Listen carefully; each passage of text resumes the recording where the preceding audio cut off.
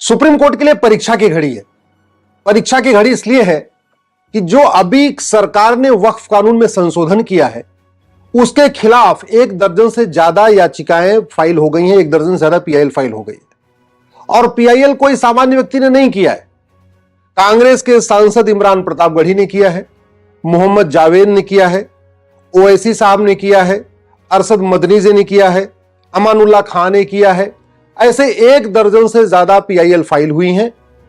और कल सिब्बल साहब और सिंघवी साहब ने सीजेआई साहब से रिक्वेस्ट किया कि इन पे तत्काल सुनवाई की जरूरत है, तो हो सकता है 2-3-4 दिनों में इस पे सुनवाई हो जाए।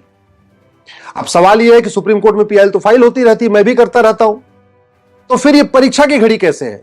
परीक्षा की घड़ी ऐसे है कि ये 1995 वाले कानून को जब मैंने सुप्रीम कोर्ट में चैलेंज किया था, उस समय सीजेआई थे चंचूड़ साहब, उनके साथ बैठे थे जस्टिस सूर्यकांत, वो अभी कुछ दिनों के बाद वो भी सीजेआई बन जाएंगे।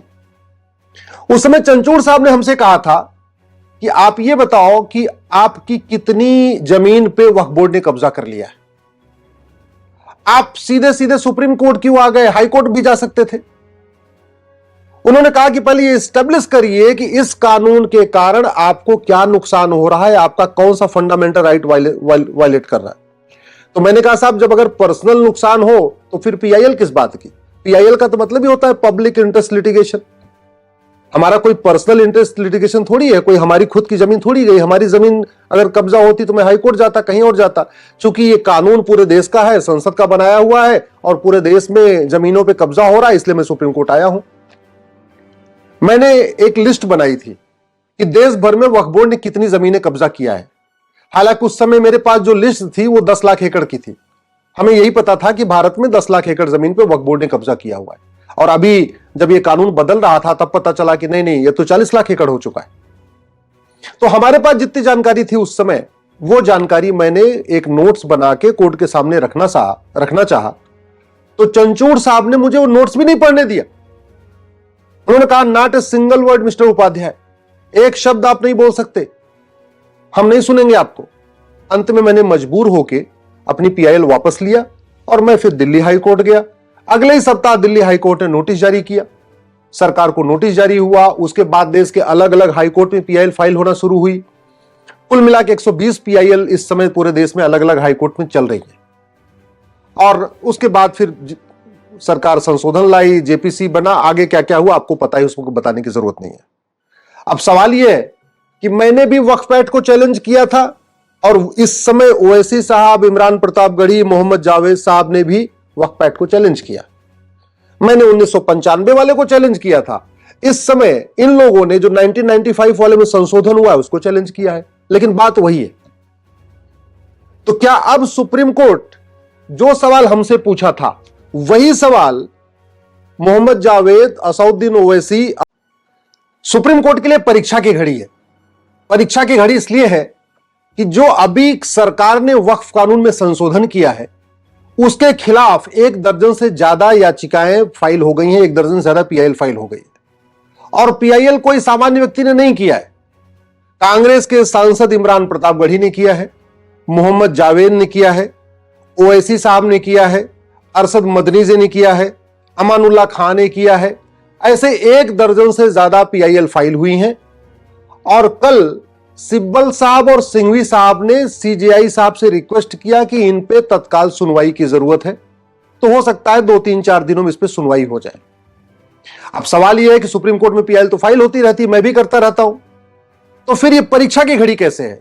परीक्षा की घड़ी ऐसे है कि ये 1995 वाले कानून को जब मैंने सुप्रीम कोर्ट में चैलेंज किया था, उस समय सीजेआई थे चंचूड़ साहब, उनके साथ बैठे थे जस्टिस सूर्यकांत, वो अभी कुछ दिनों के बाद वो भी सीजेआई बन जाएंगे।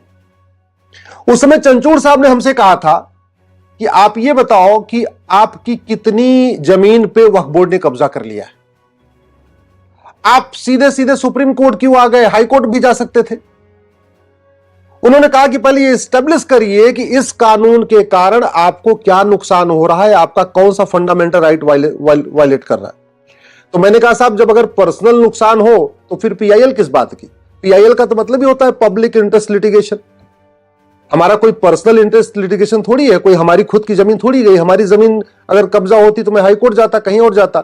चूंकि ये कानून पूरे देश का है, संसद का बनाया हुआ है और पूरे देश में जमीनों पे कब्जा हो रहा है, इसलिए मैं सुप्रीम कोर्ट आया हूं। मैंने एक लिस्ट बनाई थी कि देश भर में वक्फ बोर्ड ने कितनी जमीनें कब्जा किया है। हालांकि उस समय मेरे पास जो लिस्ट थी वो 10 लाख एकड़ की थी। हमें यही पता था कि भारत में 10 लाख एकड़ जमीन पे वक्फ बोर्ड ने कब्जा किया हुआ है। और अभी जब ये कानून बदल रहा था तब पता चला कि नहीं नहीं, ये तो 40 लाख एकड़ हो चुका है। तो हमारे पास जितनी जानकारी थी उस समय, वो जानकारी मैंने एक नोट्स बना के कोर्ट के सामने रखना चाहा तो चंचूड़ साहब ने मुझे वो नोट्स भी नहीं पढ़ने दिया।